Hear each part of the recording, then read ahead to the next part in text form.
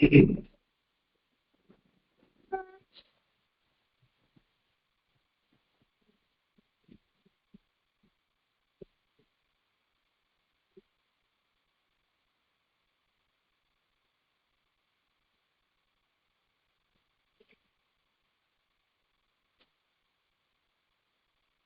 पूरे थोड़े दिन संस्कृति के विषय में मैंने कुछ कहा आपको आगे।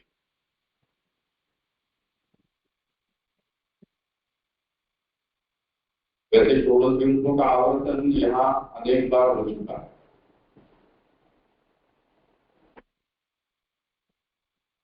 प्रत्यक्ष भी और देखिए जो कॉन्फ्रेंस के माध्यम से ग्रंथ के अध्ययन का क्रम चलता है इसमें 8 9 10 बार शायद।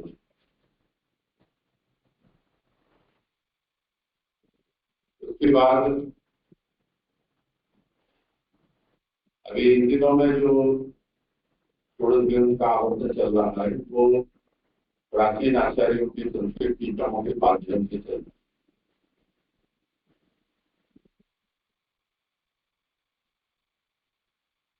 जो लोग आरंभ से जुड़े हुए हैं ऐसे वैसे राजा हैं जिस भगवान को बात मिला के बाहर बैठे हुए लोग ये नंदे भी हैं।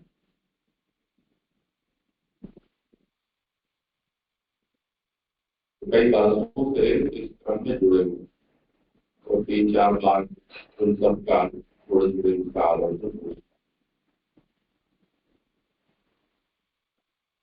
इससे पूर्व जो फाउंडेशन कोर्स जिसको हम कहते हैं वो भी 4 5 6 बार उनका हो चुका है। पढ़ा भी है और उसकी प्रस्तुति भी उन्होंने समय समय पर की थी।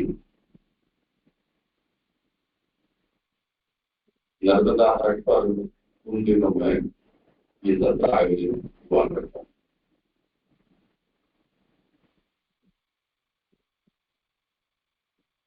क्योंकि एक डीवीडी भी तैयार हुई है जो बच्चों ने विषय को प्रस्तुति की है। जो पढ़ा है उसको उन्होंने बोला है पढ़ाया है। हम लोग जब बहुत छोटी कक्षा में पढ़ते थे उस समय पीटीसी और बीएड में जो पढ़ने वाले होते हैं वो हमको पढ़ाने आया करते थे।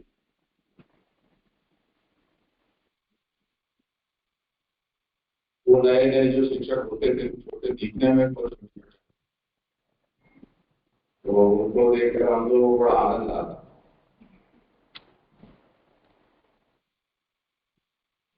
क्योंकि हमारे क्लास में हम जो विद्यार्थी होते थे उनके पीछे वो सीनियर टीचर्स भी बैठा करते थे सुपरविजन के लिए। पीटीसी वाले जो नए खिलाड़ी है वो कैसा खेलते होते तो उसमें ये होता था कि बड़ी अच्छी पढ़ाई कराते थे।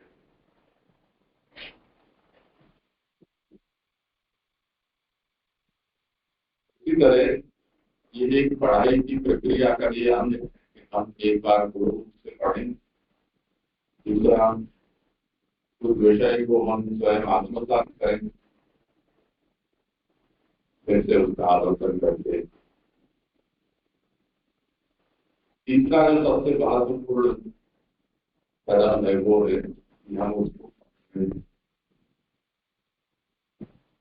और जब हम किसी को पढ़ाने के लिए तैयारी करें तब हमें ये पता चलता है कि हमने कुछ कितना पढ़ा तो कितना समझ में आया। जब तक आप उसको बोलोगे नहीं तब तक ऐसा ही लगता है कि हमको सब आता है। बोलने जाते हैं लगता है कुछ भी नहीं आता। उसमें भी कोर्ट में वादी प्रतिवादी मैजिस्ट्रेट होते हैं उनमें एक दूसरे की काट करने की या एक दूसरे को फिट करने की वहां छूट होती है। ऐसे में तैयारी ज्यादा अच्छी करनी पड़ती है। कोर्ट में तो ये होता है कि बहुत ही तारीख ले लेते हैं, यहाँ वो तारीख का अवकाश है। तो इस बार एक नवीन शैली से सूरज ग्रंथ पर विचार करना ऐसा निश्चय हुआ। नवीन शैली हमारे लिए यहाँ जो बैठे हैं, प्राचीनों ने तो उसी तरह से ग्रंथों का आलेखन किया, क्योंकि हर बार लोक का संक्षेप देना, ग्रंथ का ऐतिहासिक संदर्भ बताना, ग्रंथों की अपने ग्रंथ के पूर्व ग्रंथों के साथ संगति करना, आधुनिक समय में ग्रंथों के सिद्धांतों का पालन किस तरह से हो रहा है, उसमें क्या कमी है, उसके क्या कारण है, ये सब विषय तो हमने कई बार ग्रंथों के सोचे हैं, अभी भी वो निरंतर चल रहा। और एक जो नवीन बात इसमें हमने इस बार बोली है वो ये है कि महाप्रभु ने ये शास्त्रांत प्रकरण में प्रतिज्ञा की है कि कृष्ण वाक्यानुसार शास्त्रार्थम ये वदन्ति ते ही भागवता प्रोक्ता प्रोक्तास्ते ब्रह्मवादी। कृष्ण वाक्य गीता को कहते हैं। भगवद गीता में पहले भगवान ने जो वाक्य है उसके अनुसार जो शास्त्र का समझाता है वो शुद्ध ब्रह्मवादी है। अब हमें ये भी सोचना होगा कि ऐसा कथन करने वाले आचार्य, उनके खुद के वचन तो कभी भी कहीं भी ऐसे नहीं हो सकते हैं कि जिन वचनों के पीछे कोई न कोई कृष्ण वाक्य न हो, होना ही चाहिए। आचार्य चरणों के किसी भी वचन के पीछे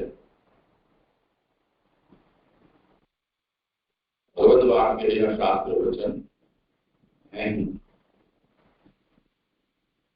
शास्त्र ये है कि सर्वमान्य है। सर्वमान्य का मतलब है जो सनातन धर्म में है, कुछ परंपरा में, वैदिक परंपरा में, उनके लिए प्रमाण शास्त्र माना जाता है, तो सभी को स्वीकार है। जैसे हम कोर्ट में चले जाए तो भारत का संविधान है वो प्रमाण के रूप में माना जाता है, या जो गवाह होते हैं, जो घटना के साक्षी होते हैं, वो प्रमाण माने जाते हैं। अथवा कोई ऐसा नवीन मुद्दा आ गया कि जिसके विषय में न गवाह है और न संविधान की कोई धारा वन पर प्राप्त हो रही है, ऐसी स्थिति में ये जो न्यायपालिका है उसमें पूर्व में इस तरह का कोई विवाद उपस्थित हुआ और न्यायपालिका में जैसे सिविल कोर्ट में चल रहा है तो हाई कोर्ट में, हाई कोर्ट में चल रहा है सुप्रीम कोर्ट में, उसके संबंध में, मुद्दे के संबंध में कोई ऐसा निर्णय उपलब्ध है प्रमाण उदाहरण।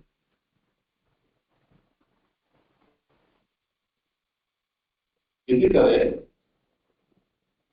यहाँ पर महाप्रभु जो भी सूरज ग्रंथ में कुछ आज्ञा कर रहे हैं, वो सभी आज्ञा के पीछे कोई न कोई शास्त्र वचन है, जरूर वचन है। जब हम टीका ग्रंथों को देखते हैं तो प्राचीन आचार्य विद्वान टीकाकार हैं, उन्होंने अपनी अपनी शैली से महाप्रभु के वचनों का विवेचन किया है। आवाज क्लियर नहीं हो।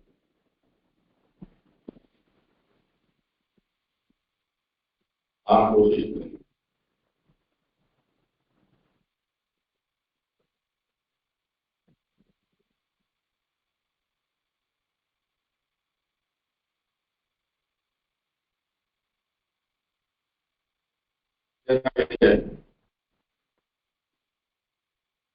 जियो और जीने दो के सहारे हैं।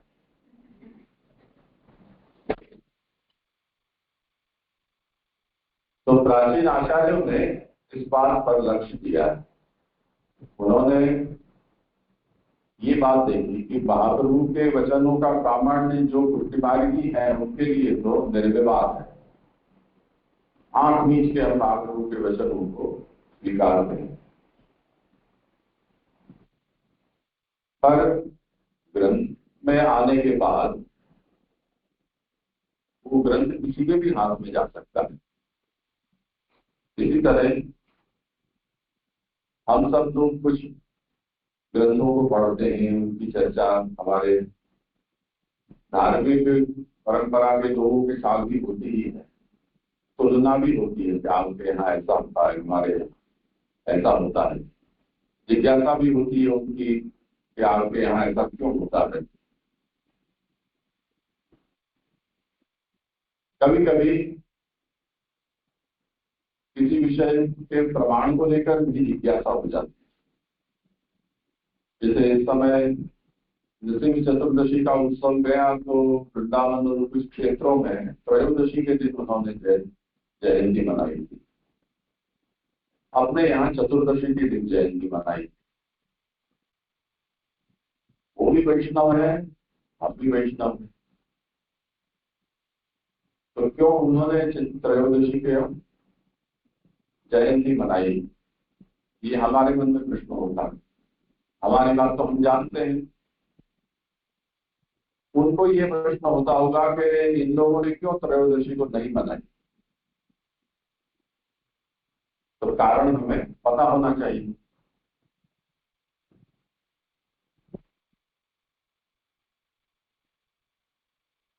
अब शास्त्र में ही अगर दो विकल्प दिए गए हों तो दोनों ही शांत हो जाते हैं, विवाद में कोई प्रसंग नहीं रहता, क्योंकि दोनों ही शास्त्रीय परंपरा का अनुसरण करते हैं।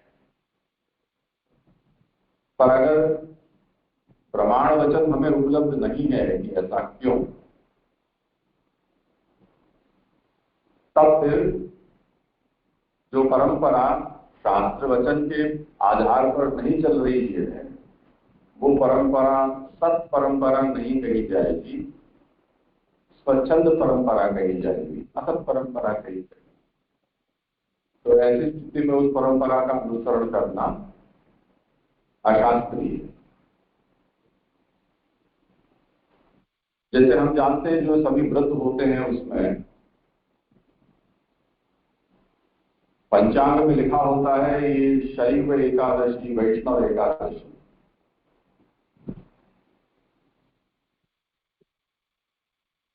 और शैव एकादशी और वैष्णव एकादशी में क्या अंतर हुआ, या कहीं स्मार्त लिखा हुआ होता।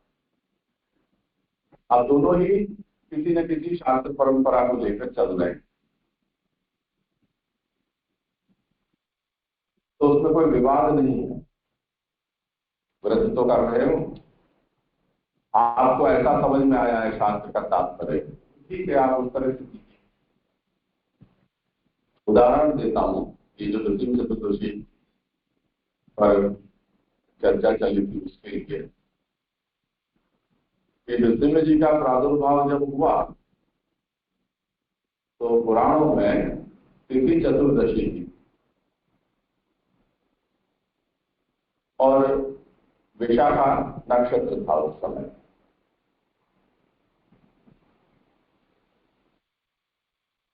अब नक्षत्र और तिथि, नक्षत्र का कोई निश्चित समय होता है, उसको उदयात या अन्य स्थिति में वो नक्षत्र सदा रहे ऐसा आवश्यक नहीं है। कुछ क्षण में भी नक्षत्र लुप्त हो जाते हैं। उसकी तुलना में जो तिथि होती है वो ज्यादा समय रहती है। अब आपको उत्सव मनाना है, उसमें यदि नक्षत्र और तिथि दोनों आपको उपलब्ध है तो वो उत्तम बात हुई। पर तिथि कब माननी है? तो सूर्योदय काल में जो तिथि हो उस तिथि को उस दिन की तिथि माना जाता है। उदयात उदयात का ऐसा कहा गया। तो नृसिंह चतुर्दशी के दिन ये बात हुई कि शाम को 5:30 या 5:45 तक त्रयोदशी थी। उसके बाद चतुर्दशी तिथि आई, जिस समय विशाखा नक्षत्र भी उपलब्ध था।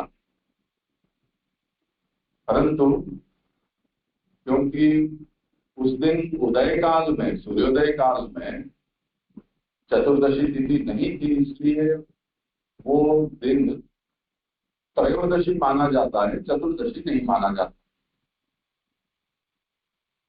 तो जो चतुर्दशी शाम को आई वो त्रयोदशी के वेद वाली चतुर्दशी थी। अब जयंती व्रत में महाप्रभु ने, साधन प्रकरण आगे आएगा, उसमें ये विषय आएगा, यहाँ आपने आज्ञा की है कि जो वैष्णव व्रत होते हैं, एकादशी और 4 जयंती, वो वेद रहित शुद्ध तिथि में किए जाने चाहिए, ऐसी आज्ञा आपने कहा। तो ये शास्त्र की आज्ञा है। इस कारण नक्षत्र और तिथि दोनों सायंकाल में जन्म के समय उपलब्ध थे, फिर भी सूर्योदय काल में चतुर्दशी नहीं थी, इसलिए चतुर्दशी दूसरे दिन शुद्ध काल में थी, सूर्योदय काल में। त्रयोदशी के दिन वो उत्सव न मनाकर वो चतुर्दशी के दिन उसको मनाया, क्योंकि हमारे अधिकांश लोगों ने ऐसा ही किया। तो अब ये बात हमें समझ में आई क्यों उन लोगों ने त्रयोदशी की संध्या काल में जयंती मनाई और क्यों हमने चतुर्दशी के दिन, जो उदय काल में चतुर्दशी की तिथि, तब हमने मनाया। तो इस तरह से कोई नियामक होना चाहिए हमारे व्यवहार का। ऐसा नहीं है कि जिसको जब मन में आ गया तब उसने उत्तर दिया। अब भला पूछना, व्यापारी नौकरी वाली प्रजा है, वो ये सोचे कि नृसिंह चतुर्दशी हमको मनानी है, पर ये तो शुक्रवार गुरुवार आ रहे हैं, हमको तो रविवार ठीक पड़ता है, तो वो उत्सव तो थके ही जा, रविवार क्यों ले जाएंगे, 2 दिन बाद आ ही रहा है, रविवार तब मना देंगे। ये जुगाड़ है, गुजराती में उसको कहते हैं सगवड़ियो धर्म। अपनी सुविधा के अनुसार धर्म को सेट कर लेना।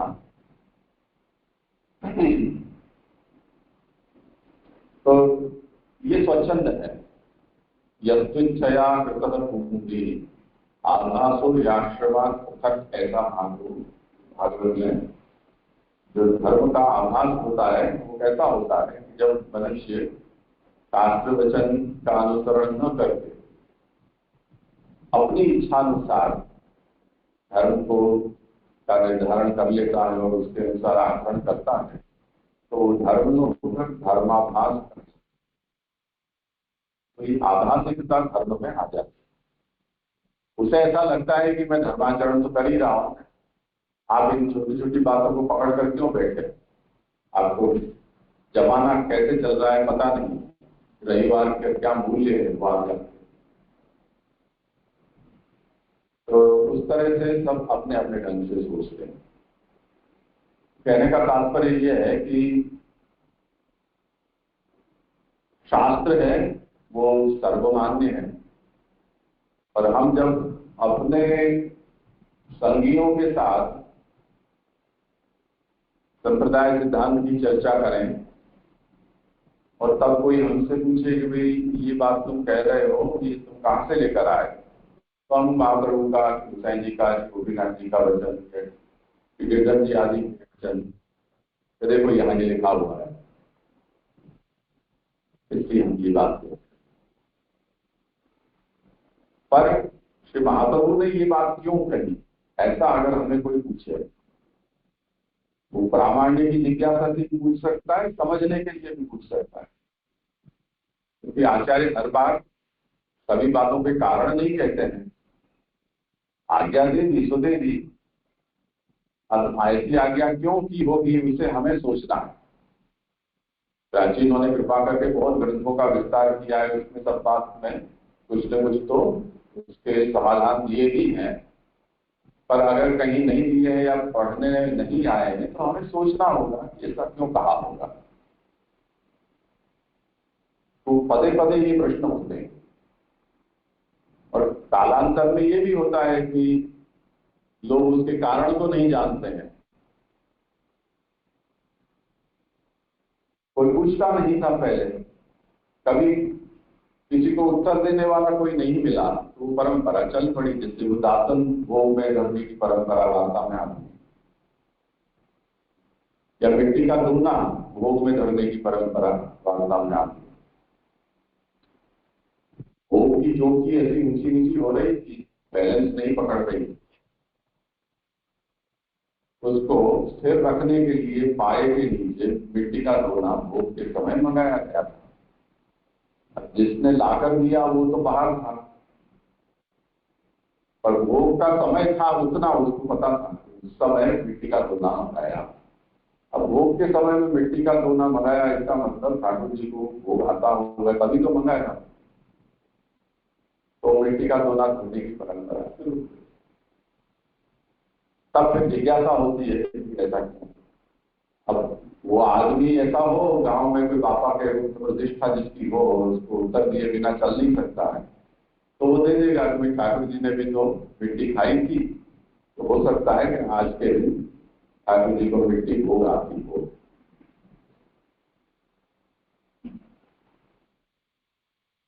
तो चल पड़ी।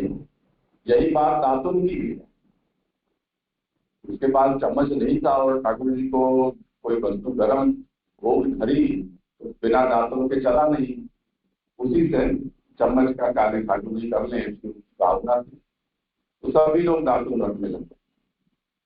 अब सेवा प्रकार का सब लोगों को पता नहीं होता है, इसलिए दूसरी भावना नहीं सूझती। पर अभी हम जैसे पेट संकोदार में द्वारका देव जी विराजते हैं, उनकी सेवा प्रकार में उनको दातुन कराया जाता है, तो उनकी सेवा प्रणाली से जो परिचित हो वो ये भी सोच सकता है कि ठाकुर जी को दातुन कराने के लिए दातुन मंगाया होगा। अब ये परंपरा अपने पुष्टिमार्ग में नहीं है, ठाकुर जी को दातुन नहीं कराया जाता है, पर वहां दातुन कराया जाता है।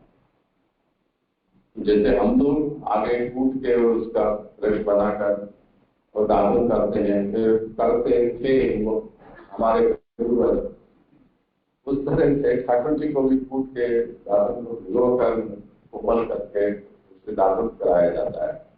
फिर उनको दोनों चीरियों को चीर कर जीभ साफ करते हैं कल की तरह, उस तरह से उसी की चीरी बनाकर ठाकुर जी को कराया जाता है। तो वहां तो नित्य श्री राधिका जी के यहाँ से दातुन ठाकुर जी को आता है। अब ये बात किसी को पता हो तो वो ये सोच सकता है कि ठाकुर जी आज हो सकता है कि सेवा करता सुबह ठाकुर जी को दातुन कराना भूल गए होंगे, और भोग धरते समय याद आया, तो ठाकुर जी ने कहा कि बिना दातुन के भोजन कैसे करूंगा, तो पहले दातुन करा। तो कुछ परंपराएं ऐसी भी होती है, कोई घटना पर आश्रित हो, कोई भगवान की ऐसी बाधन व अनिच्छा या ऐसी विशिष्ट आज्ञा के बल पर भी वो परंपराएं चलती हैं। जैसे अपने यहाँ कंटोला तेरस, जलेबी नौम, बेगन दशमी, सतुआ संक्रांति, ये जितने भी भोजन की सामग्री की वस्तु है उनके साथ कुछ कुछ उत्सव जुड़े हुए, वो कोई घटना के साथ या कोई दान पुण्य नैवेद्य जो पर्वात्मक उत्सव होते हैं उसके साथ जुड़े हुए हैं। सबका कारण या समाधान हमें शास्त्र में नहीं मिलता, पर ऐसा क्यों ये प्रश्न तो होता है, और होने पर उसका उचित समाधान हमें पता होना चाहिए कि जिस व्यवहार का या ऐसी प्रणाली का मूल कहाँ पर है। यदि परंपरा में है तो वहां से, यदि सदाचार स्वप्रिय में हो तो वहां से, शास्त्र में हो तो शास्त्र का वचन। तो ये बात ध्यान से समझो कि इस बार षोडश ग्रंथ की प्रस्तुति में हमने इस विषय को क्यों जोड़ा, वो इसलिए कि अब हम, दुनिया छोटी हो गई, एक अपार्टमेंट में रहने वाले लोग, 25 धर्म के लोग एक अपार्टमेंट में हो सकते हैं, जो लिफ्ट में या सीढ़ी पे चढ़ते उतरते आपको मिल जाते हैं। अपार्टमेंट की एक अपनी कल्चर होती है, और बेसमेंट में या पार्किंग में सभी लोग, सभी धर्म के लोग होते हैं, वो अपना अपना फंक्शन करते हैं, जहाँ सब एक लोग निमंत्रित भी करते हैं। हमारे यहाँ गणेश है, कोई कहता है कि हमारे यहाँ गणगौर है, रांदल माना लोटा चिड़िया से, कुछ कुछ ऐसा, कुछ छोटी कटोरी चम्मच का प्रकार सब चलते हैं। अब उसमें सब लोग आते जाते हैं, उनको जाना पड़ता है। अब उसके पीछे क्या कारण है वो हमें पता होना चाहिए। संप्रदाय में भी जो शुद्ध परंपरा जिनको प्राप्त नहीं हुई है, ऐसे अधकचरे वैष्णव होते हैं, यानी जिनको वल्लभ का संग पीढ़ियों से प्राप्त हुआ है, उनकी एक अलग प्रतिभा होती है। जिन लोगों को वल्लभ का गुरु का संग प्राप्त नहीं हुआ है, और उनके संगी गांव के कोई वैष्णवाग्रणी के संसर्ग से जिन्होंने अपना जीवन भाग्य में जिया है, उनका कुछ अलग रंग होता है। जो किताबों में पढ़कर या कथा प्रवचन सुनकर, यूट्यूब और इसमें से ज्ञान लेकर और जैसे जैसे अनुसरण करते हैं, उनका एक अलग अंदाज होता है। ये सबकी अलग अलग पहचान है। पर यदि वो ये देखें कि हम जो कर रहे हैं उसके पीछे महाप्रभु का वचन कोई ना कोई प्रमाण होना चाहिए, या हमारे जो मान्य आचार्य हैं उनका वचन प्रमाण होना चाहिए, तो सभी में एक रूपता आने की संभावना बढ़ जाती है। जैसे हिंदुस्तान में हम कहीं भी जाएंगे तो वाहन कैसे चलेंगे, इस विषय में एक रूपता होती है। अपवाद तो सभी जगह होते हैं, अहमदाबाद जैसे होते हैं शहर, उसमें कहीं से कोई भी घुस सकता है। सिग्नल देने का भी सबका अपना अलग अलग अंदाज है। तो वो तो सभी जगह अपवाद होते हैं, पर सामान्यतया कि हम चलेंगे तो हमारा जो वाहन है वो बाएं हाथ पर चलेगा, आने वाला है वो हमारे दाहिनी ओर से आएगा। ये पूरे हिंदुस्तान में हमें एक नियम मिलेगा, क्योंकि इस बात की जागरूकता सभी को है, ये हिंदुस्तान में ऐसे वाहन चलाए जाते हैं। सिग्नल की सिस्टम है, लाल बत्ती होगी तो आपको रुक जाना है, हरी होगी तो आपको चलना है, पीली होगी तो सावधान हो जाना है। ये एक रूपता है। तो हम मूल पर जाएंगे तो एक रूपता आने की संभावना बढ़ती जाएगी। जब तक मूल को नहीं पकड़ रहे हो, तब कोई इमरजेंसी के कारण कोई नो एंट्री में घुस जा रहा है और उसको आप आदर्श मान के उसके पीछे पीछे आप चले जाओगे, तो कहीं छोड़कर खड़ा होगा पुलिस वाला, सीढ़ी उसकी बजेगी, वो पकड़ेगा, आप फाइन करेंगे। तो जो अपवाद है उसको जो सिद्धांत मान लेते हैं, तब फिर ऐसी गड़बड़ हो जाती है। तो यही बात हमें भी इस बार समझना है कि हमें अपनी समझ के लिए महाप्रभु के वचन के पीछे शास्त्र का वचन कौन सा प्रमाण है, वो हमें अपनी जिज्ञासा की संतुष्टि के लिए भी हमें ज्ञात होना चाहिए। क्योंकि महाप्रभु की ये प्रतिज्ञा है कि विष्णु वाक्यानुसारेण शास्त्रार्थम ये वदन्ति तेहि भागवता शुद्धास्ते ब्रह्मवादिनः। दूसरा, जो लोग महाप्रभु को अपना गुरु आचार्य नहीं स्वीकार करते हैं, संत सज्जन महापुरुष मानते हो, पर उनकी आस्था कोई अपनी गुरु परंपरा में रही हो, तब उनको ये प्रश्न हो सकता है कि आप लोग ऐसा क्यों आचरण करते हैं। तब उनको उत्तर देने के लिए भी हमारे पास जो सर्वमान्य शास्त्र हैं उनके वचन हमारे जानकारी में होने चाहिए। महाप्रभु ने ये कहा है वो उनकी अपनी रुचि से नहीं कहा है, शास्त्र में ऐसा कहा गया है, इसकी बात ऐसी आप कह सकते हैं। जैसे रामानुजों के मन में भक्ति मार्ग की जो सेवा प्रणाली है या प्रतिष्ठा पद्धति है, उसके विषय में बहुत ज्यादा अरुचि है, क्योंकि वो ये कहते हैं कि जो आमंत्रक प्रतिष्ठा शूद्रों के यहाँ मुक्ति की होगी, अन्यथा प्रतिष्ठा वैदिक मंत्रों से ही या पौराणिक मंत्रों से की जानी चाहिए। इसी तरह जो सेवा पद्धति है या पद्धति है उसमें मंत्र विधान होनी चाहिए।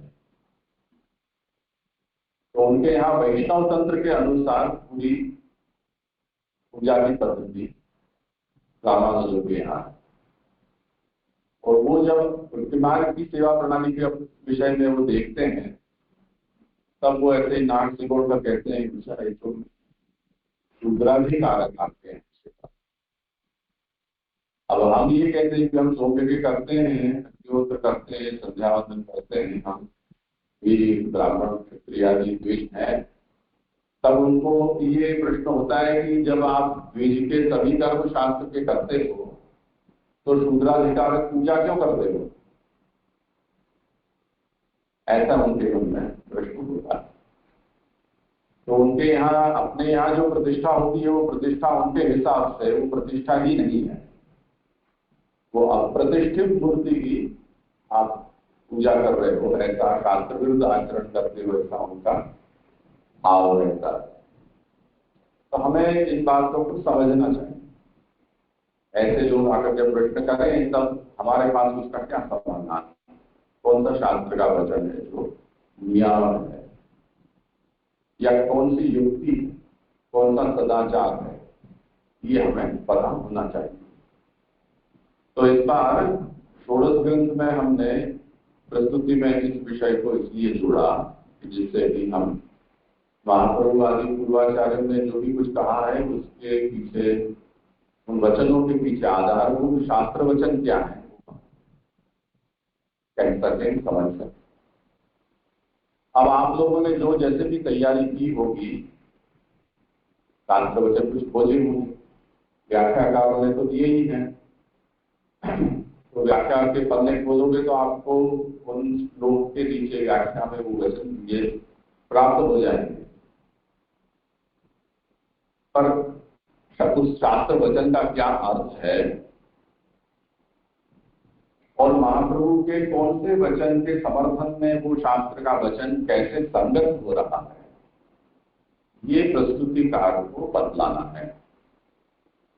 उदाहरण के तौर पर परम ब्रह्म कृष्णो ही, ये एक विधान है।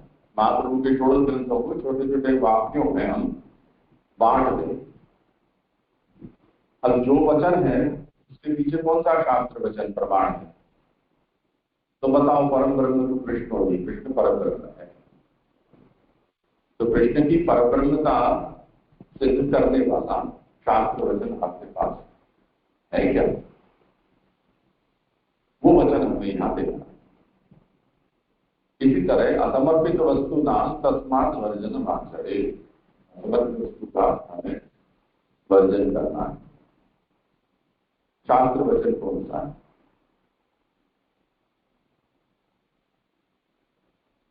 ये बात हमें करनी है। तो शास्त्र के वचन को कहना है, उसका भावानुवाद आपको समझाना है, क्या तात्पर्य है उस वचन का, और वो प्रमाण वचन महाप्रभु के वचन से कैसे संगत हो रहा है, ये भी आपको वहां पर। दूसरी जो पद्धति है हमने जो तय की थी, अभी क्या क्या मुद्दे थे, कुल शायद 6 मुद्दे थे। आप लोगों के पास देखता हूँ इसमें।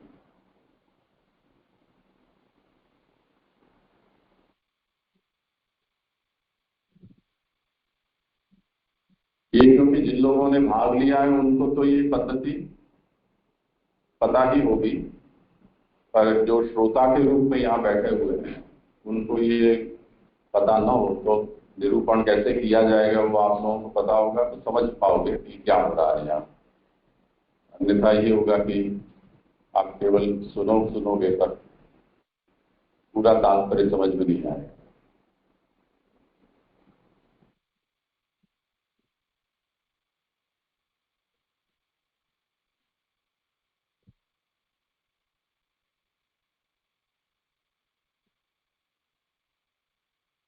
कोई झीणु झीणु बोलते तो मैं समझा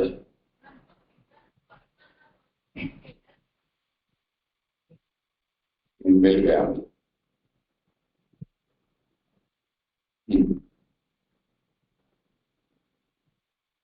ग्रंथ का विषय और शीर्षक, जैसे यमुनाष्टक है तो उसमें श्री यमुना जी की स्तुति और यमुना जी का भगवान श्री कृष्ण के साथ साधर्म्य किस तरह से है ये वर्णन वहां है।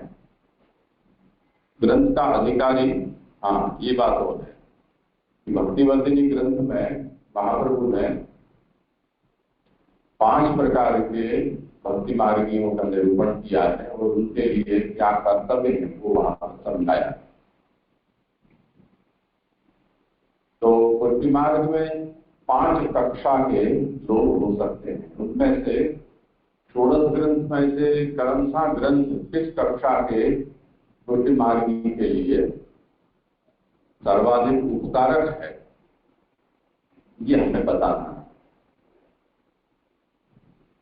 उदाहरण के तौर पर जहां भी भगवत सेवा समर्पण इत्यादि का विधान है वो भगवत सेवा नहीं कर पा रहा है और केवल सत्संगी है या जो गृह त्यागी है उसके लिए वो ग्रंथ प्रसक्त ही नहीं होंगे, क्योंकि वो ग्रंथों में कहे गए उपदेश का पालन उसके लिए संभव ही नहीं। तो जैसे सिद्धांत मुक्तावली है या सिद्धांत रहस्य है, ये ग्रंथ या नवरत्न जो भगवत सेवा को लेकर और समर्पण को लेकर जो चिंता उद्वेग है उसका निवारण करने के लिए महाप्रभु ने उपदेश दिया है, वो सब बातें उसको लागू ही नहीं। तो हमें इस तरह से ये बात यहाँ समझानी है। दूसरा उस ग्रंथ का प्रयोजन। उसके बाद का मुद्दा है ग्रंथ का पूर्वापर संबंध। जैसे यमुनाष्टक से स्वरूप योग्यता आती है और अपनी स्वरूप योग्यता का ज्ञान हो जाने पर आगे का ग्रंथ बालबोध ग्रंथ महाप्रभु हमें समझाते हैं और उस ग्रंथ के द्वारा पुण्य मार्गीय तथा मर्यादा मार्गीय पुरुषार्थ एक दूसरे से भिन्न है, ये बालबोध ग्रंथ के द्वारा महाप्रभु ने समझाया। ये पूर्वापर संगति, उसके लिए श्री पुरुषोत्तम चरण श्री द्वारकेश जी और श्री हरिराय महाप्रभु ने जो षोडश ग्रंथों की संगति के ग्रंथ लिखे हैं उनका सहारा ले सकते हैं। तीसरे क्रम में आपको ग्रंथ का संक्षिप्त विवरण देना है, यानी बहुत विस्तार नहीं करना है। मूल मूल श्लोक में जो बात कही गई है वो दो तीन पंक्तियों में आपको समझा दें। चौथा विषय है, हाँ ये भी एक नई बात जो हमने जोड़ी। पुराने अध्ययन सत्र में तो परीक्षा में ये विषय हम लेते ही थे कि शब्दों का प्रयोग पारिभाषिक अर्थ में किया जाता है। जैसे आज तरुण निर्णय में भी विषय आएगा, व्याख्याकारों ने तो उसे सरल मानकर उसके विषय में कुछ भी समाधान नहीं दिया है या विवरण नहीं किया है। पर हमें सोचना होगा कि महाप्रभु यदि ये शब्दों का प्रयोग कर रहे हैं तो महाप्रभु का अभिप्राय क्या होगा। जैसे तिरोधानम भविष्यति, ऐसा वचन सर्वनिर्णय में आगे आएगा। वहां विवरण में महाप्रभु कहते हैं कि ऐसी अवस्था पहुंचने पर तिरोधान का नाश होगा। तिरोधान का नाश का मतलब क्या? माता को जलाने लगते हैं, तब हमें ये सोचना होगा कि तिरोधान क्या है। तिरोधान जो होता है वो सृष्टि के आरंभ में जब जीवों को ब्रह्म प्रकट करता है, तब ब्रह्म में से प्रकट हुए जो चिदंश हैं वो ब्रह्म धर्म सहित प्रकट, यानी वो भी सच्चिदानंद स्वरूप होते हैं। पर जीवात्मा में से या जीवात्मा में ब्रह्म अपने आनंद अंश का तिरोधान करता है। अब उस तिरोधान का नाश का मतलब ये है कि उस आनंद अंश का प्राकट्य, आनंद अंश को पुनः आविर्भूत कर देना, वो तिरोधान का नाश हुआ, जिसे ब्रह्म भाव कहा जाता है। तो हमें ये कुछ डिक्शनरी में आप देखने जाओगे तो इसका अर्थ नहीं मिलेगा, और जो संस्कृत में साहित्य लिखने वाले हैं उनके साहित्यों का अवलोकन करोगे तब भी तिरोधान नाश का क्या तात्पर्य हो सकता है वो आपको नहीं मिल सकता। तिरोधान नाश का मतलब अगर हम किसी चैतन्य संप्रदाय के अनुयायी से पूछेंगे तो वो क्या कहेंगे कि तिरोधान का मतलब होता है मृत्यु, तो तिरोधान के नाश का मतलब हुआ जीवन प्राप्ति।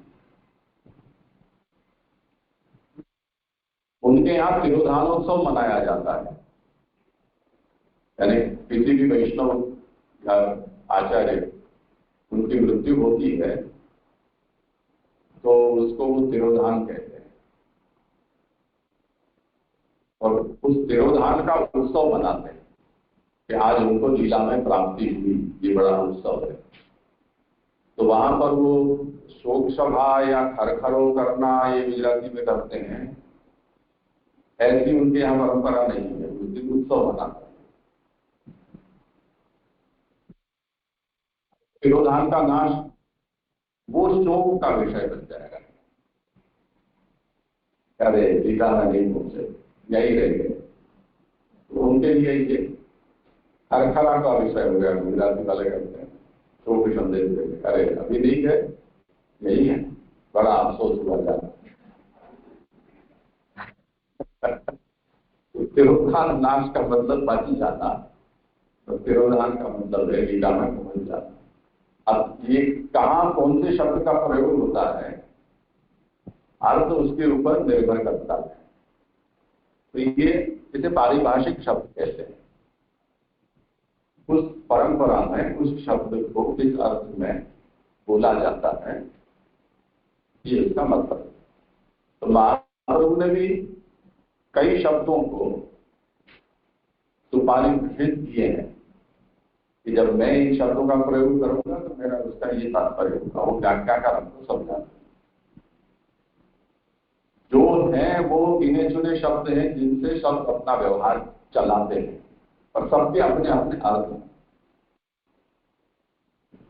तो हमें यहाँ ये स्पष्ट करना है कि अगर षोडश ग्रंथ में महाप्रभु ने कोई एक शब्द का प्रयोग किया है, जैसे तनुनवत्व का शब्द का प्रयोग किया है, तो तनुनवत्व का मतलब क्या हुआ?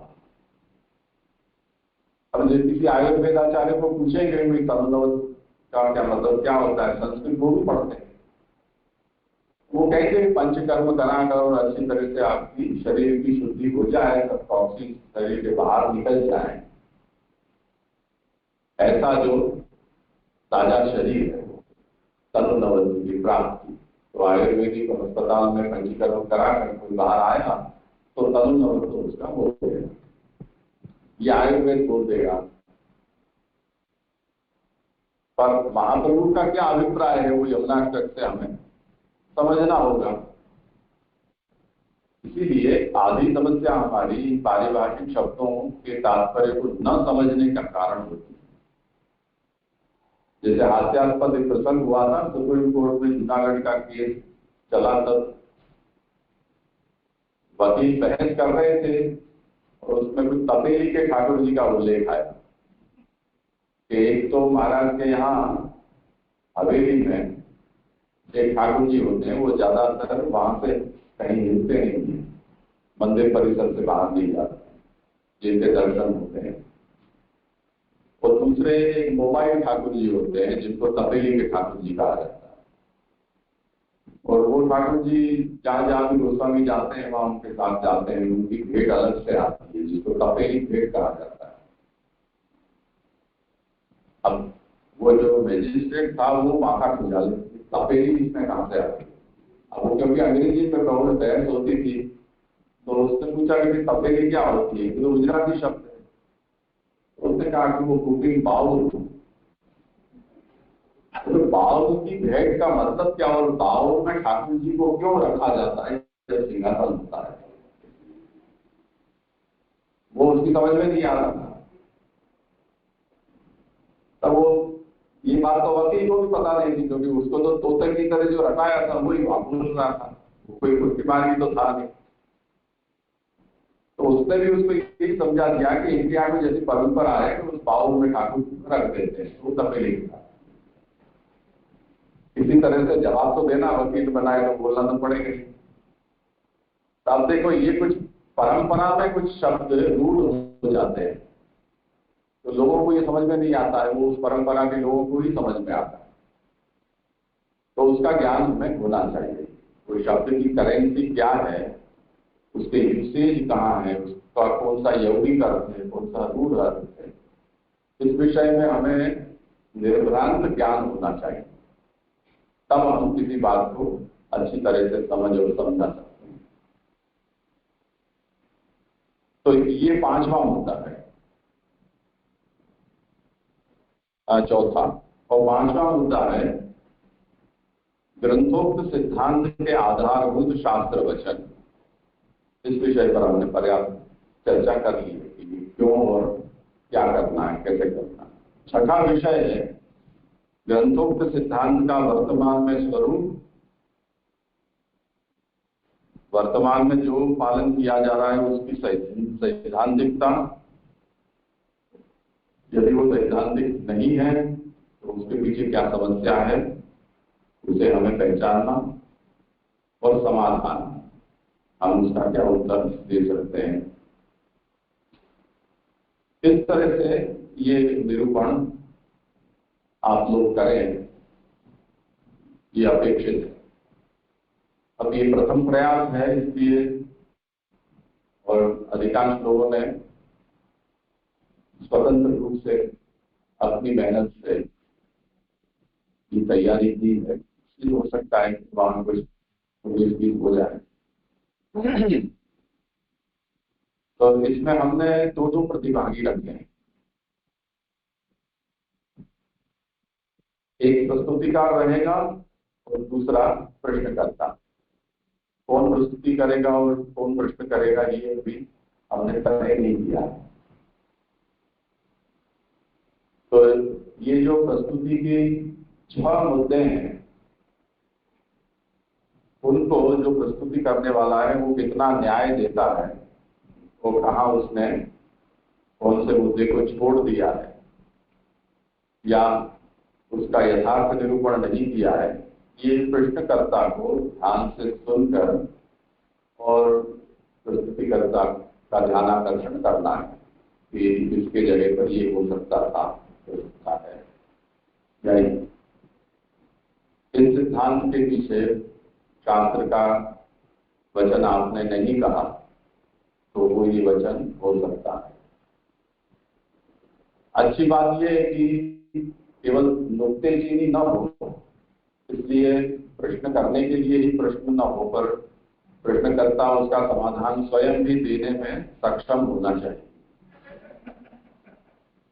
क्योंकि प्रश्न करने पर उससे पूछा जाएगा, अगर प्रश्नकर्ता नहीं उत्तर दे पा रहा है तो उसका क्रम रहेगा कि वो बताए तो आप जो पूछ रहे हो उसका आपके हिसाब से उत्तर क्या है। और अगर दोनों मिल गए हैं और तेरी भी जो मेरी भी जो, तो आप सब लोगों को पीछे छूट रहेगी। आपको कुछ भी कहना हो, कुछ पूछना हो, कुछ टांग खींचनी हो, पर उसमें भी ये बात तो रहेगी कि जो आप प्रश्न उठाओगे उसका संभावित क्या उत्तर हो सकता है वो भी आपको कहना। तो देखते हैं जैसा चलता है करेंगे। तो ये स्पष्टता करनी थी, कुछ नवीन रूप से हमने ये प्रयोग किया है। और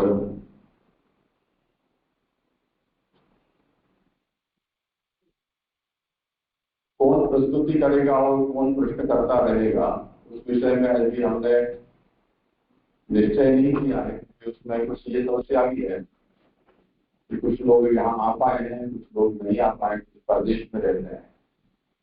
तो कौन प्रस्तुति करेगा और कौन प्रश्न करेगा ये अभी एक रहस्य है। निर्णाष्टक ग्रंथ है, जैसे आरंभ में वो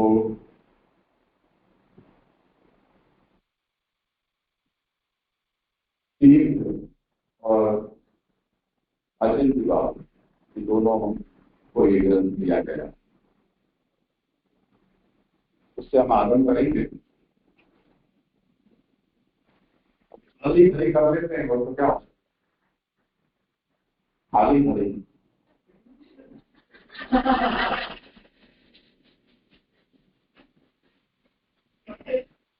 पता वो कौन सी भरी है? फिर अरे बोलो, ये भरी है। आ जाओ,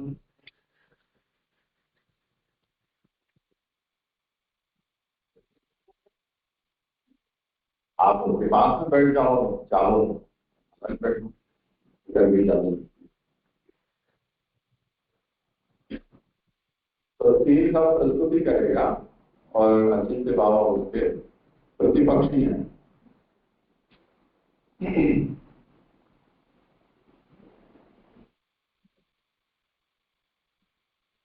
आप चालू करेगा।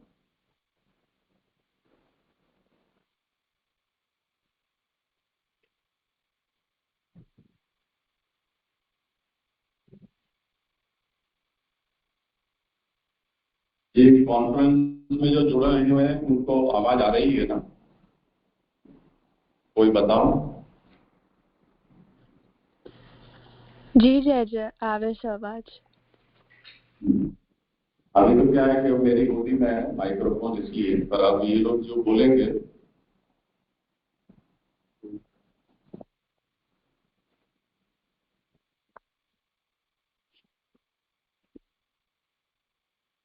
अब जो तुमने नौ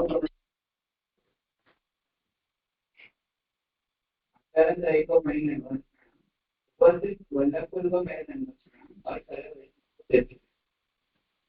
जैसे श्री महाप्रभु जी, श्री गुसाई जी और श्री गोपीनाथ जी से हमें पुष्टि भक्ति पुष्टि संप्रदाय की विरासत प्राप्त हुई है। उसी विरासत का मंगलाचरण हम श्री महाप्रभु जी को याद किए बिना नहीं कर सकते। वैसे ही श्री यमुना जी से हमें श्री महाप्रभु जी को निर्गुण भाव की विरासत प्राप्त हुई। इसीलिए श्री महाप्रभु जी पुष्टि भक्ति मार्ग में मंगलाचरण श्री यमुना जी की स्तुति करके करते हैं। अभी विषय और प्रवचन श्री महाप्रभु जी ने श्री यमुनाष्टक स्तोत्र में श्री यमुना जी के आदिभौतिक, आध्यात्मिक और आदिदैविक रूपों का वर्णन करके पुष्टि मार्गीय दृष्टिकोण से श्री यमुना जी के असाधारण अष्टवैध ऐश्वर्य का वर्णन श्लोकों में करते हैं।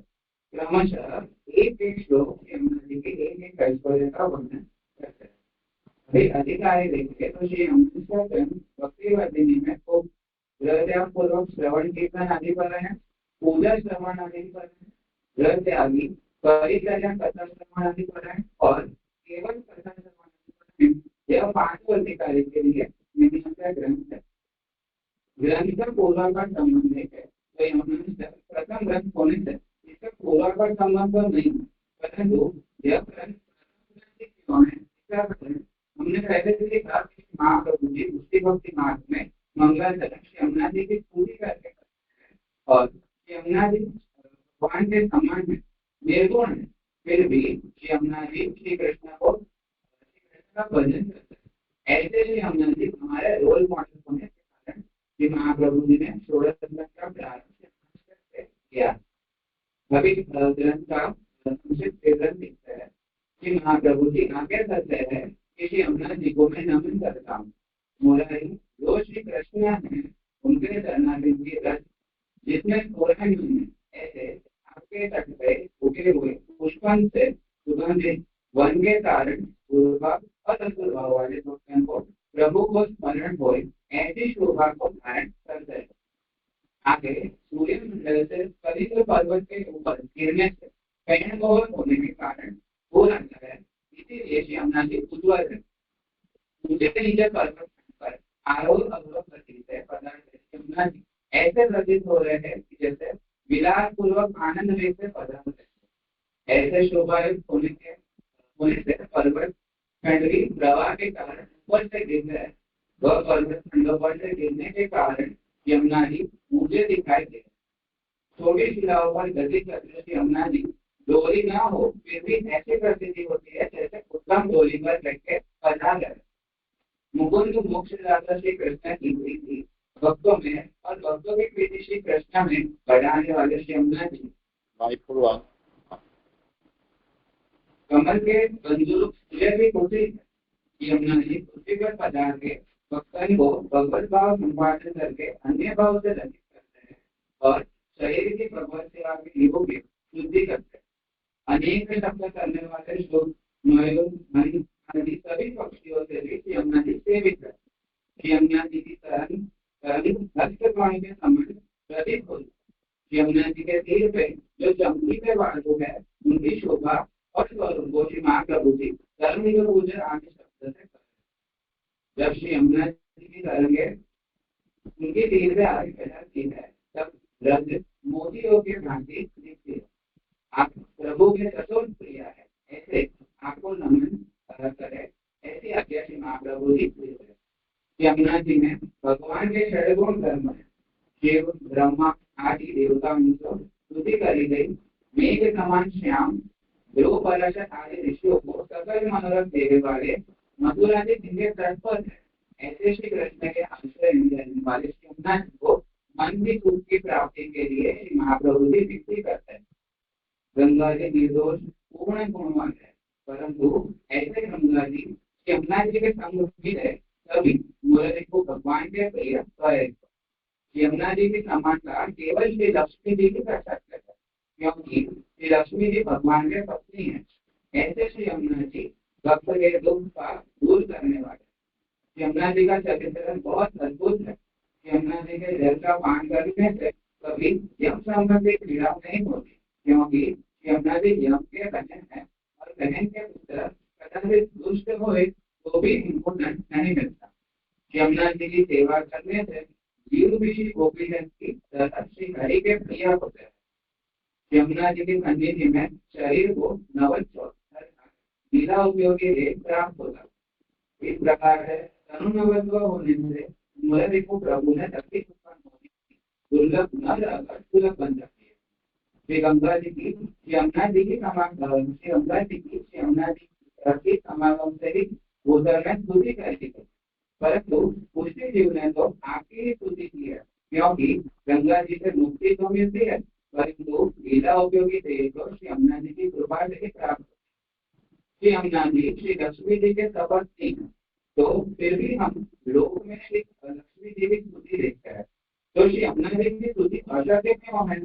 इस शंका का समाधान प्रिय शब्द से दे रहे हैं। श्री यमुना जी श्री लक्ष्मी जी से उत्तम श्री हरि को प्रिय है इसलिए स्तुति करनी अशक्य है। भगवान के बाद लक्ष्मी जी की सेवा करने से मोक्ष पर्यंत सुख प्राप्त होता है पर पद मर्यादित है। उससे खुशी होती मार्ग में जो भजनानंद प्राप्त करने के बाद सही है वह नहीं कहते। व्यास सूत्र के पाठ का फल श्री महाप्रभु जी सवाचक आदि शब्द से कर है। व्यास सूत्र का पाठ करने वाले को यमुना जी आनंद का गान करते हैं। प्रतिबंध निवृत्त करने वाले प्रभु अंतःकरण की बात करें स्वभाव फिर जाता है और भगवान को स्वभाव जो ब्रज भक्तन के आनंद देने का है और किसी का नहीं देने का है, वह भी भगवान का स्वभाव फिर जाता है। अभी आगे कार्यवाही शब्द देख रहे हैं तो प्रथम श्लोक में मुरारी पद पंकज शब्द का अर्थ मुरारी भगवान ने मूल दैत्य का वध करके भगवान के चरण कमल के अमंद रेणु जहाँ पुस्तक है यह। दूसरे श्लोक में पद्मबंधु अर्थात यमुना जी को कमल के सखा जो सूर्य है उसकी पुत्री कर है। यहाँ यह समझना चाहिए कि आदिभौतिक सूर्य नहीं किंतु नारायण को सूर्य की बात हो रही है। तीसरे श्लोक में कृष्ण तुल्य भैया भक्तन के चार युग मुख्य है आगे राजस तामस और निर्गुण उनमें यमुना जी चतुर्थ युग में पांचवें श्लोक में कल्याण कमल पर से हमें यह समझना है कि यमुना जी की समानता केवल श्री लक्ष्मी जी ही कर सकती है क्योंकि वे तपस्वी हैं। इसीलिए श्री लक्ष्मी जी यमुना जी के स्वभाव के विरुद्ध स्वभाव वाली, इसीलिए श्री यमुना जी भक्तों के दुख हरने वाले हैं और श्री लक्ष्मी जी नहीं है। सातवें श्लोक में अर्थात यमुना जी के संविधान में लीला उपयोगी नवीन से संबंधित कोई लौकिक से मिल के अलौकिक से भगवान में प्रीति दुर्लभ नहीं परंतु सुलभ बन जाती है। आठवें श्लोक में मेरा वर्ग का तात्पर्य यह है कि लक्ष्मी जी की स्तुति तो सुलभ है क्योंकि वह जो धनादि संपत्ति वाला विषय आसक्ति कराके मोक्ष को विघात करे, परंतु यमुना जी को श्री गोपीजन के संगम तरीके मन संबंधित श्रम होता है तरीके जो स्वेद जल के बिंदु सकल शहर में उत्पन्न होते हैं जिनके संग जिनको है संबंध भक्तन को कराते हैं। इसीलिए श्री महाप्रभु जी यहाँ श्री यमुना जी की स्तुति कौन कर सकता है यह प्रश्न। अभी आगे ग्रंथोक्त सिद्धांत के आधार शांतोक्त वचन देखता है तो प्रथम श्लोक में मुरारी शब्द के लिए श्रीमद् भागवत जी के 10वें स्कंद में 66वां अध्याय है वह पूरे अध्याय में उसका निरूपण मिलता है। इस अध्याय में मूल दैत्य का के वध का निरूपण किया है। मूल दैत्य का वध करने वाले मुरारी श्री कृष्ण की रेणु यमुना जी में है, ऐसा यह ग्रंथ में भी महाप्रभु ने प्रकट किया। चौथे श्लोक में श्री महाप्रभु जी ने विशुद्ध मधुरा सटे सकल गोपी बुद्धि से आज्ञा की है कि श्री यमुना जी मथुरा की तट पे गोपी जनों से घिरी हुई है। यह श्री यमुना जी का षट गुण में से श्री बताया है। यही बात श्रीमद् भागवत जी के भी दशम खंड के 25 अध्याय में 14वें श्लोक में वर्णन हुआ है कि सहस्र गोपिकाओं के बीच में उदित होकर भगवान बड़े ही शोभायमान हो रहे। इस श्लोक अनुसार जब भगवान गोपिकाओं सहित श्री यमुना जी के रस पे विराजे तब प्रकाशित हुए, यानी उनकी दृष्टि अथवा शोभा हुई। जैसे आठवें श्लोक में यह कहा कि जो गुण भाव से लक्ष्मी जी को सेवन करे तो उनको मोक्ष पर्यंत सुख मिले, परंतु यमुना जी को भगवान के स्वेद जल के बिंदु सकल शरीर में उत्पन्न हुए हैं जिनको संग जिनको है ताको संबंध भक्तन को करावे। इसीलिए श्री यमुना जी की स्तुति कोई नहीं कर सकता।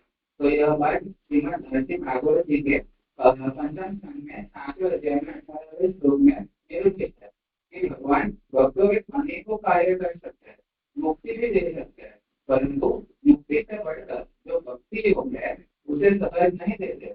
इस श्लोक में अनुसार यद्यपि भक्ति प्राप्त होनी कठिन है तथापि जब जीव को यमुना जी के संबंध हो उन्हें भक्ति प्राप्त होने में कोई संदेह नहीं। अभी इसका वर्तमान संदर्भ देखें तो आज श्री यमुना जी उत्तराखंड के यमुनोत्री में निकलती है और उत्तर प्रदेश के प्रयागराज में जाके गंगा नदी से मिल जाती है। लेकिन दिल्ली तक आते श्री यमुना जी में प्रदूषित जल और नाली वाला पानी डाला जाता है। उसमें the energy and resources institute के अनुसार यमुना जी दिल्ली में 22 किलोमीटर का रास्ता तय करती है, जो कि यमुना जी नदी के कुल लंबाई का करीबन 2%। फिर भी इसी 2% रास्ते में यमुना जी 80% प्रदूषित होती है। तो ग्रंथ श्री यमुना जी के आदि भौतिक स्वरूप है वह एक निद्राजनक स्थिति में आ गया। हमें यह भी समझना चाहिए कि श्री यमुना जी के द्वारा श्री ठाकुर जी को प्राप्त करना, इसका अर्थ यह है कि ठाकुर जी हमारा लक्ष्य है। लेकिन कई लोग यह हमारे अनुकूल, इसलिए हम सुंदरी मनोरथ योगी की पूजा वगैरह लोग में देखते हैं जो एक मुक्ति भक्ति मार्ग को शोभा नहीं देता।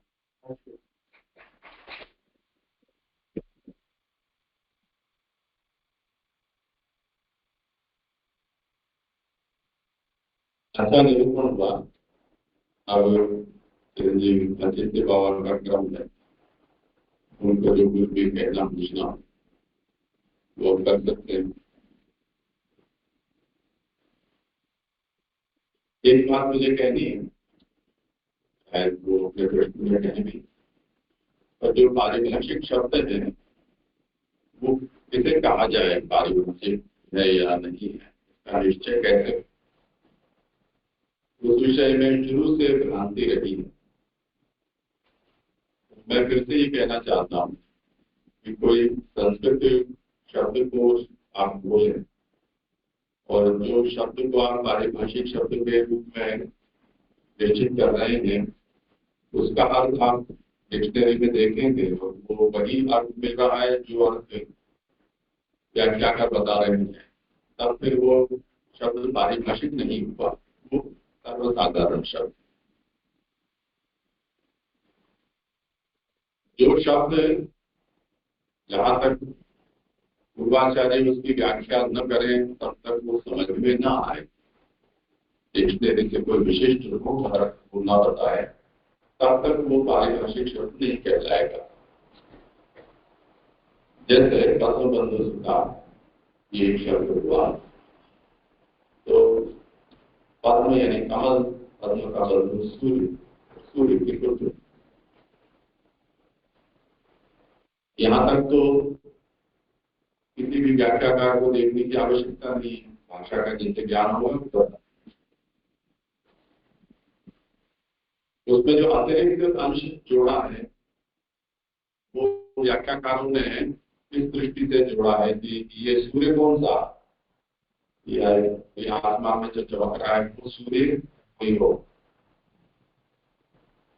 तो जैसे तीर्थ ने कहा कि वो नारायण स्वरूप जो सूर्य है उसे यहाँ समझना चाहिए, ऐसा महाप्रभु का है। तो यमुना के दोनों ही स्वरूप हो गए। पुराणों में जो यमुना प्रसिद्ध है वो तो यही है। यहाँ जो महाप्रभु यमुना का उल्लेख करना चाह रहे हैं वो व्याख्याकारों के हिसाब से वो प्रसिद्ध सूर्य की पुत्री नहीं, परंतु ये कुछ और प्रकार की ये यमुना थी, आदिदेवी की लीलों प्रियोगिनी की यमुना है। तो ये इसमें कुछ अतिरिक्त था। ये जब तक हम पूर्वाचार्यों को हम न देखें व्याख्या हो तब तक ये बात समझते हैं। इसी तरह सूर्य प्रिया, सूर्य यानी चौथी।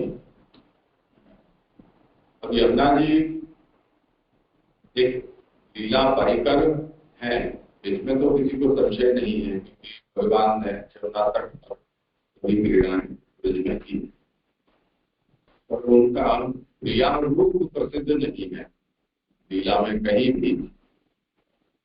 जब तक प्रभु ब्रज में विराजे तब तक यमुना जी का आदिदेवी स्वरूप से लीला में सहभागी होना कहीं भी वर्णित नहीं है, और जो भागवत में वर्णित है।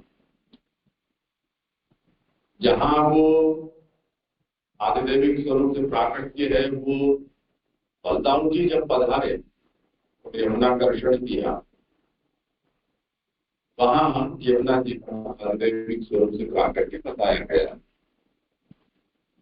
पर ठाकुर जी के संबंध में ऐसा प्रसिद्ध नहीं हुआ। तो उनका प्रियांत्व किस तरह से, किस अभिप्राय से, ये एक जिज्ञासा रहती जो व्याख्याकारों ने उस पर प्रकाश डाला है। तो वो एक पारिभाषिक है कि ये बात किसी और संप्रदाय में या कोई अन्य व्याख्याकारों में प्रसिद्ध नहीं है। वो इदम प्रथमतया आप श्री वल्लभाचार्य ने ही ये बात श्रुति में लिखी है कि यमुना जी केवल लीला परिकर नहीं है, परंतु भगवान के क्रिया भी। इस तरह से हमें ये पारिभाषिक शब्दों में थोड़ा सा विचार करना होगा कि कोई भी शब्द है वो पारिभाषिक नहीं हो जाएगा जब तक जो उपलब्ध संस्कृत शब्दकोश है उनके अर्थ से हम कुछ अलग अधिक बात उस बात में नहीं कह पा रहे हैं। तब तक तो इतना ध्यान देना करना।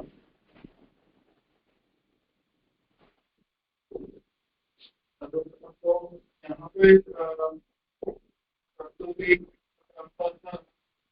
यहाँ पे सबसे पहला प्रश्न तो हुआ कि एक बार और के अंदर यमुना का स्थान क्यों है, और आपने स्तुति ग्रंथ के अनुसार प्रस्तुति दी है, तो क्या स्तुति ग्रंथ का षोडश ग्रंथ के अंदर पहुंच दिया जा सकता है या किया जा सकता, क्योंकि षोडश ग्रंथ का प्रयोजन तो कुछ अलग है। षोडश ग्रंथ में कहीं स्तुति का स्थान नहीं है, तो उसका प्रयोजन होता कैसे क्या, तो यहाँ थोड़ा मूल पढ़ना चाहिए।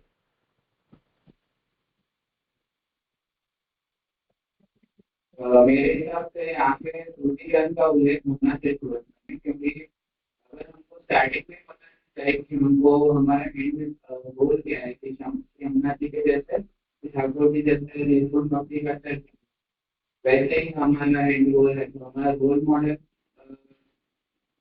हो गया तो फिर वो हम उसी के डायरेक्शन में मेरे हिसाब से।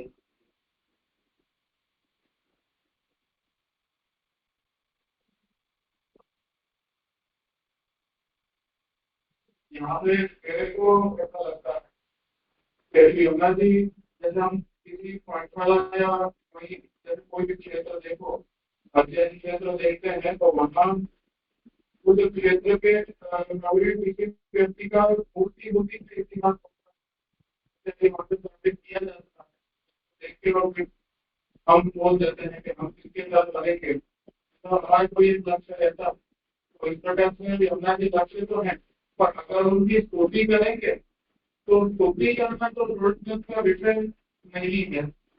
अगर स्तुति करना हो तो षोडश के बाहर आना चाहिए ये ग्रंथ। षोडश के अंदर अगर इसका बनती है तो यमुना का कुछ और प्रयोजन हो सकता है।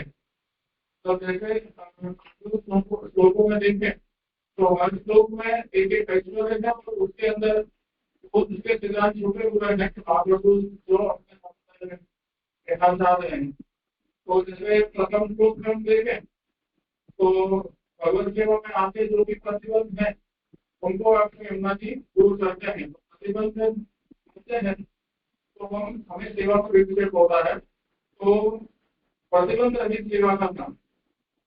द्वितीय श्लोक में देखें तो सर्वात्म की सिद्धि प्रदान करते हैं, मतलब हमें ये ज्ञान हो जाता है कि सभी कुछ जो है वो प्रभु है। तो बस यह जो ब्रह्म है और ब्रह्म निर्दोष और सर्वमय है, इसलिए किसी में दोष बुद्धि ना हो, सर्वात्म भाव प्रदान करते हैं। और वही दोष पालित होता है, समझन भी होता है, तो उसके लिए हमें प्रमाण वचन भी गीता का मिलता है 5 का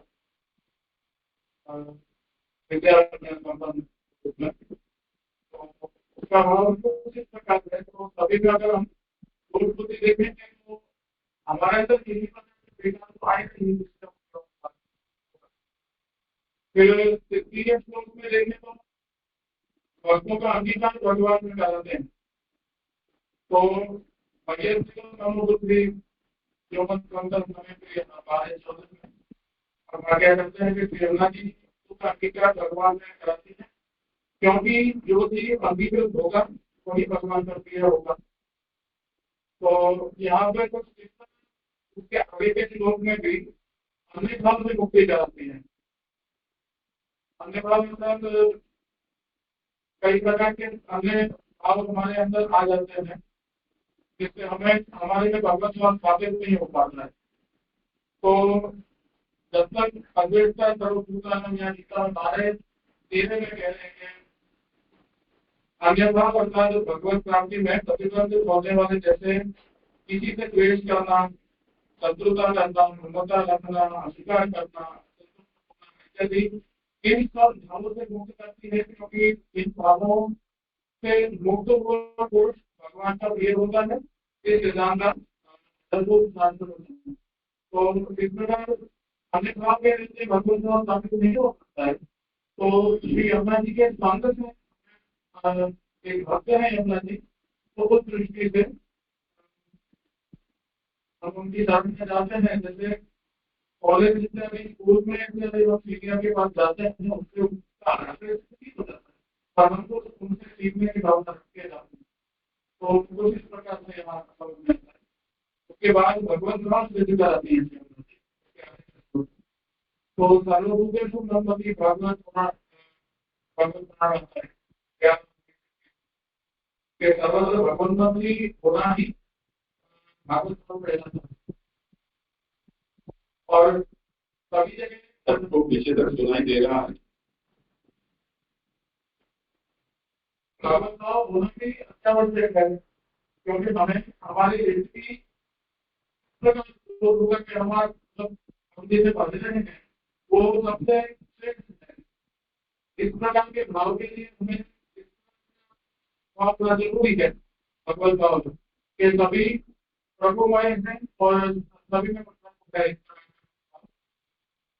फिर उसके बाद आता है कि देवों की उनकी देव करना भी हमें प्रदान करती है। यहाँ हमें प्रदान करती है, उसका मतलब वो है कि हम उनकी शरण में जाते हैं, जिस प्रकार गुरु में जाते हैं तो उसका आश्रय नहीं जाते हैं, पर उससे सीखने की भावना से हम जाते हैं। तो इसी प्रकार से यमुना दृष्टि से यहाँ सेवकों की देव प्राप्त कराते हैं, उसके योग्य हमें बनाते हैं कि सेवा के लायक हों। उसमें पद्मपुराण का सबसे और में श्लोक में आता है कि यह अपना प्राकृतिक भगवत सेवा के लिए योग्य नहीं है, और उसके लिए कई शास्त्र हम आगे बताई है कि हमारे देश तो उन अयोग्यताओं को दूर करने के लिए हमें भी यमुना जी की शरण होना आवश्यक है। तो उन अवगुणों को हमारे विकास में आत्मिक विरोध कराती है। और उसके लिए दूसरा भी है कि निर्दोष गुण गुण विकृत आत्मतंत्र तो आप इस प्रकार के अपने देह से ऐसे अलौकिक स्वरूप प्रभु की सेवा करना इस देह का सामर्थ्य नहीं है, जो कि यमुना जी के संत हमें होता है। उसके बाद कली के दोषों को दूर करते हैं, कली दोष को निवृत्त करते हैं। अभी किसी काल की बात करें तब तो आपत्ति नहीं है, और तो अन्य काल के जैसे अभी कलिकाल चल रहा है, तो अभी कलिकाल अगर कलिकाल न भी होता तभी कोई भी काल में दोष न हो, ऐसा तो संभव नहीं है। तो तब तक काल के अनुसार होता है। तो यमुना जी वक्त है तो हमारे यहाँ से सहायता करते हैं कोई भी काल में। तो कली के दोषों को दूर करते धर्मम सदस्य साधन। और दूसरा है कि अन्य से दोष का थोड़ा चिंता पुराण में 5 यहाँ पे आप आगे कहते हैं कि काम तो आदि दोषों को पास में दूर करके ही भगवत भजन में प्रवृत्त होना चाहिए। तो काम क्रोध जो दोष है वो घातक है के लिए, तो भाव के लिए उसको दूर करना भी अत्यावश्यक है, क्योंकि यमुना जी निर्गुण भाव बना है, निर्गुण भक्ति की मूर्ति है शिवना जी, जिसके कारण थोड़े दिन के अंदर आपकी का प्रभाव है, क्योंकि मेरे दृष्टिकोण से स्तुति के हिसाब से नहीं है। स्तुति तो इसलिए है कि श्री अपना जी महाप्रभु के सामने प्रकट हो गए, तो हम किसी के सामने मिलते हैं तो हम उनके गुण तो गाएंगे, तो उसके हिसाब से महाप्रभु जी ने स्तुति तो की ही होगी, और लगे ना आज जी ने उस निर्गुण भक्ति को भी हमारे सामने रखा और श्री अपना जी का हमारे मार्ग में महत्व सामने रखा। दूसरा आता है पॉइंट जो लास्ट है कि कुर्सी प्रभु के प्रिय बनाती हैं, तो सबके जीवन में वो जरूरी नहीं है कि वो वही प्रभु का प्रिय बन जाए, जब प्रभु का आकर्षण उस जीव पे हो उसके लिए बीच में कोई चाहिए। इसमें टीका में सभी आचार्यों ने कहा है कि महाप्रभु और श्री अवतार जी का एक समान सा है, पर अंतर इतना है कि आचार्य प्रकट है और श्री अवतार जी है वो मतलब हुए हैं, इसलिए यहाँ पे दोनों में इतना अंतर है ताकि आप दोनों सर्वोत्थान के उपयोग किया है आचार्य, तो सभी के उद्धार जगत उद्धार के लिए हुए इस प्रकार का प्रयोग किया। और एक लास्ट पॉइंट जो कुर्सी प्रभु के प्रिय बनाती है, तो यहाँ का जो अश्वेता सर्वभूता नाम और ये तो सन्मान 12-13 और 12-20, तो जो भक्त पूर्ण श्रद्धा से मेरी शरण ग्रहण करता है ऐसी भक्ति में सिर्फ भक्ति में सिर्फ भक्त मुझे प्रिय होता है, तो पूर्ण श्रद्धा से मेरी शरण, तो यमुना जी कुर्सी प्रभु के प्रिय बनाती हैं, भक्तों को उनके प्रभु के प्रिय बनाती हैं। तो ये कुछ 8 श्लोकों के 8 सिद्धांत जिससे प्राप्त हो रहे हैं और उसके प्रमाण कुछ वचन भी प्राप्त हो रहे हैं। और वर्तमान संदर्भ में भी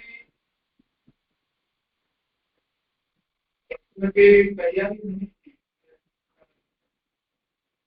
क्या प्रश्न? प्रश्न करने की तैयारी नहीं थी। हाँ, तो देख रहा आपको आपने जैसे फर्स्ट पॉइंट में बोला कि श्रुति का नहीं है, पर अगर हम श्रुति करेंगे स्टार्टिंग, श्रुति मतलब कि हम इसका बखान करते हैं, हम बखान नहीं करेंगे तो फिर जो क्वालिटी है वो कैसे प्राप्त होगी। मतलब फर्स्ट पॉइंट हमने दिखाया कि हमने उत्तम है, तो उनकी निर्गुणता वो सब, तो स्तुति मुझे लगता है कि हम तो सिर्फ स्तुति नहीं कर सकते। हम वो तो पूर्वाचार्य ने कहा है कि स्तुति के अलावा हम यमुना जी की कुछ और काम भी करते हैं, और क्या यमुना जी को अपेक्षित ऐसा रहेगा कि ही करते हैं, मतलब उनको ऐसी अपेक्षा होगी जैसे माता को अपेक्षा होती है कि उसका बालक मतलब ठीक है समस्या पर कुछ आगे बढ़े, तो यमुना जी की भी ऐसी हमारे अंदर भावना होगी कि हम उनको देख के कुछ सीखें भक्ति करना। तो मुख्य प्रोडक्शन के अंदर उसका अंतर्भाव है, तो उद्देश्य ऐसा भी होना चाहिए कि यमुना जी जैसे गुण हमारे अंदर हों, क्योंकि अन्य किसी भी ग्रंथ में कहीं पर भी हम स्तुति नहीं देखने आती है, केवल एक यमुनाष्टक ग्रंथ है उसके अंदर स्तुति देखी जाती है। तो मेरे हिसाब से अगर स्तुति ग्रंथ होता तो उसको प्रोडक्शन का अंतर्भाव नहीं होता उसका, तो इसमें मुख्य सिद्धांत होने से इसका प्रोडक्शन अंतर्भाव है, ऐसा समझ में आता है।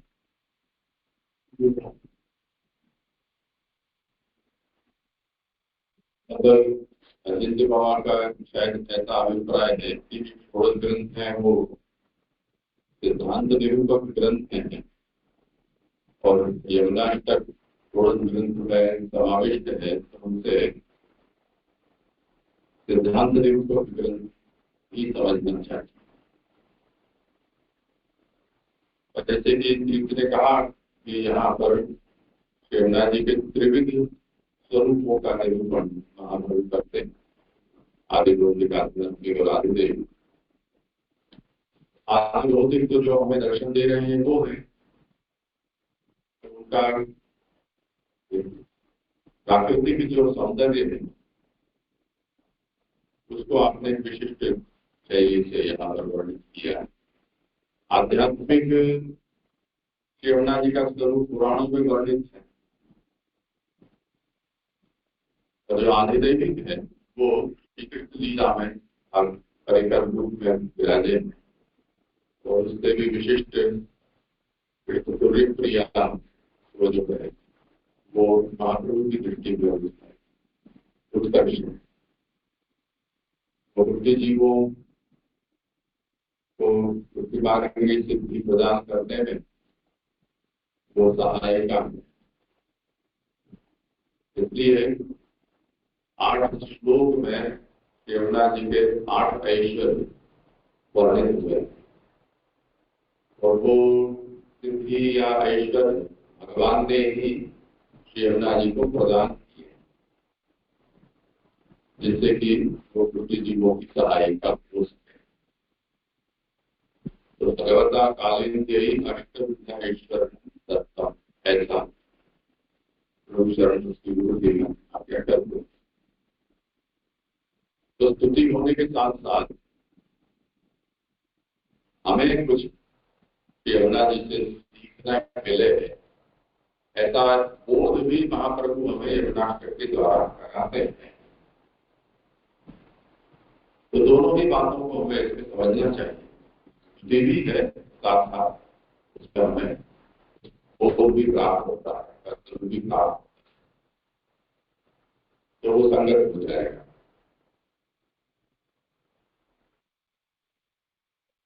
दूसरा विषय ये था कि शायद तीर्थ ने उस मुद्दे को लिया है कि नहीं मुझे ध्यान नहीं रहा, पर ये अपेक्षित था कि श्लोकशाह हम सिद्धांत वचनों को संकलित करते हैं।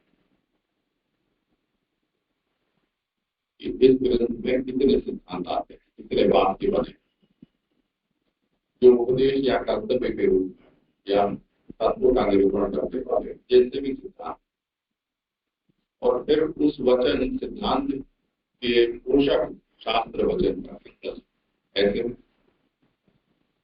हम चाहते थे कि प्रस्तुति हो। आप लोग आगे भी इस बात को थोड़ा ध्यान में रखें, होने वाली को भी इस बात को ध्यान में रखें। 2 बातें पारिभाषिक शब्दों में सिलेक्टिव हो जाए, हर कोई शब्द पारिभाषिक नहीं है, तो उसमें आप सिलेक्टिव।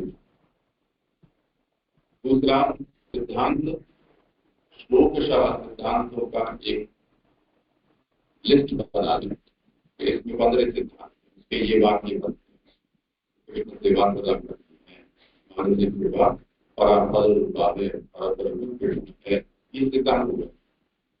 और उसके पोषक शास्त्र वचन आप उसके नीचे तय करते हैं, उसका संदर्भ देते हैं, उसका अर्थ होता है। ऐसा करने पर श्रोताओं को सुगम हो जाएगा, और हमने जो पद्धति निश्चित की है उस पद्धति में वो आपकी प्रस्तुति वो बैठ जाए। तो इस तरह से हम आगे का करें। और इन दोनों ने अच्छा परिश्रम किया। देखो, एक ही पद्धति है, एक ही ग्रंथ है, जितना भी सोर्स मटीरियल है रेफरेंस के लिए वो भी सब एक ही है, फिर भी बुद्धि के भेद से उसमें अलग अलग प्रकार भेद हो जाते हैं, रोचकता भी अलग आती है, प्रकार भेद भी हो जाते हैं। ये आनंद है। अब हर घर में उसी मसाले और उसी अनाज सब्जी का प्रयोग होता है, सबका स्वाद अलग अलग होता है। कुछ ऐसे ही बात यहाँ है, हमने 2 इस बार पसंद किए, 4 करेंगे तो चारों में अलग अलग टेस्ट आता है। तो ये हमारे लिए बड़े अच्छी बात है कि अपने पूर्वाचार्यों के और मूलाचार्यों के तरह से हम सब मिल बैठ कर अवगान कर रहे हैं। और अभी तक किसी के फोन की रेंज नहीं बची या किसी को प्यास नहीं लगी, ये भी बहुत बड़ी स्थिति है इस घर में। तो जब विषय पर ध्यान रहेगा तो ये जो अन्यासक्ति संध्याश्रय, ये तो अपने आप छूट जाते हैं एकाग्रता होने का। ये बहुत अच्छा हमारे लिए सुयोग है।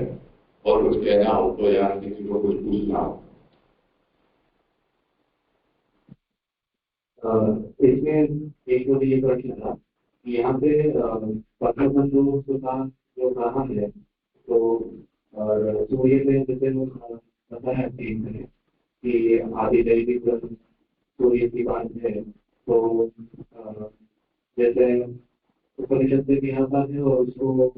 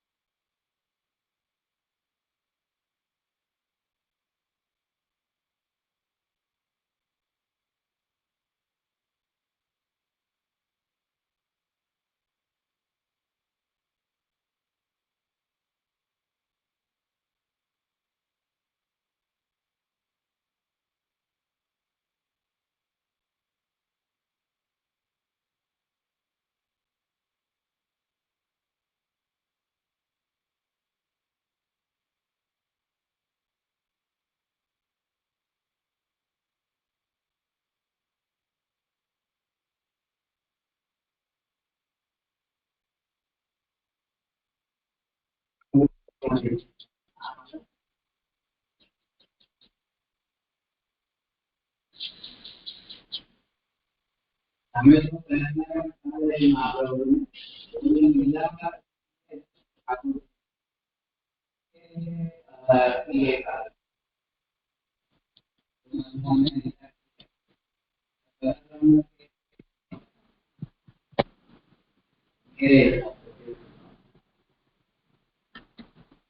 मुझे लगता है कि ये थोड़ी सूक्ष्म चर्चा है और व्याख्याकारों में भी इसमें बहुत विविधता है। अभी वो एक ही ग्रंथ 5 दिन चलेगा, तो ये प्रश्न तो अवयोजित है और इसकी चर्चा अभी नहीं करते। अभी समय हुआ है तो अभी यहाँ विराम करते हैं। दूसरा ग्रंथ हृदयांतर की बात